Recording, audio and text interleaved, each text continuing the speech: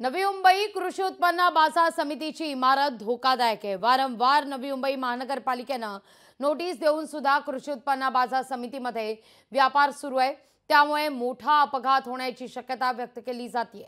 या ठिकाणी अनेकदा अपघात झाले तरी बाजार समितीला जाग आलेली नाहीये।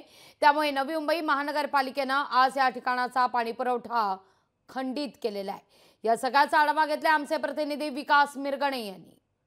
मुंबई कृषी उत्पन्न बाजार समिती ही धोकादायक आहे। नवी मुंबई महानगरपालिकेने वारंवार त्यांना नोटीस देण्यात आले तरी मुंबई कृषी उत्पन्न बाजार समिती याकडे दुर्लक्ष करताना दिसून येते। त्यामुळे नवी मुंबई महानगरपालिकेने अखेर आज मुंबई कृषी उत्पन्न बाजार समिती जो आहे पाणी तोडण्यात आलेलं आहे, पूर्णपणे पाणी खंडित करण्यात आलेलं आहे। आपण पाहू शकता हा नळ मी चालू करतोय तरी इथं पाणी येत नाही। त्यामुळे नवी मुंबई महानगरपालिकेने पूर्णपणे जे पाचही मार्केट आहे ते पूर्णपणे पाणी पुरवठा खंडित करण्यात आलेला आहे।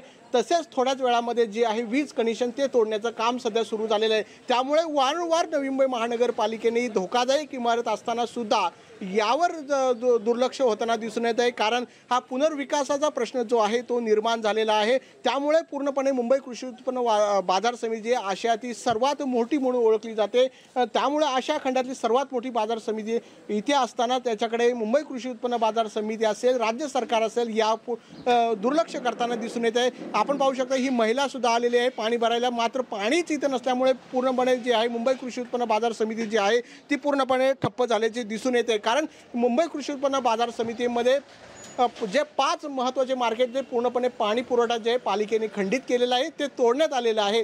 त्यामुळे पूर्णपणे नागरिकांची असेल, व्यापाऱ्यांची असेल, शेतकऱ्यांची मोठ्या प्रमाणात गैरसोय होताना दिसून येत आहे। कॅमेरामॅन ज्ञानेश बागडेसह विकास मिरगणे, लोकशाही, नवी मुंबई। लोकशाही मराठी ऐका, पहा, जागरूक रहा।